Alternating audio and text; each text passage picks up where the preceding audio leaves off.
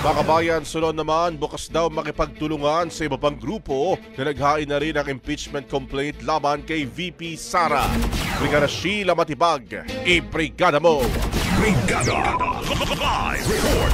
Ipinaliwanag ni Kabataan Party List Representative Raul Manuel na posibleng ma-merge ang mga naunang dalawang impeachment complaints na inihain laban kay Vice President Sara Duterte. Ito ay ang complaints na mula sa Makabayan at Akbayan. Sa panayam ng Brigada News sa Manila kay Manuel, sinabi nitong maaari itong mangyari sa Department of Justice o DOJ at inilatag din niya ang iba pang pwedeng gawin hinggil sa impeachment. Yung isang posibilidad po ay ma-merge yan sa Committee on Justice. Pero may posibilidad din naman po na pwedeng, kasi kailangan, again, 1/3 yung bumoto o actually ay pwedeng rekta pumirma na sa isang impeachment complaint pa.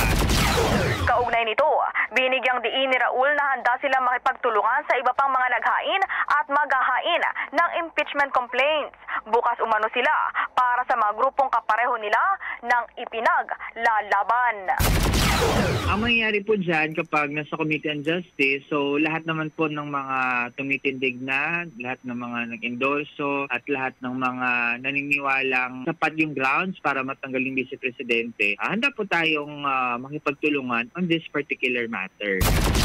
In the heart of changing lives, ito si Brigada Sheila Matibag ng 15.1 Brigada News sa Manila, The Music and News Authority. Brigada Balita Nationwide.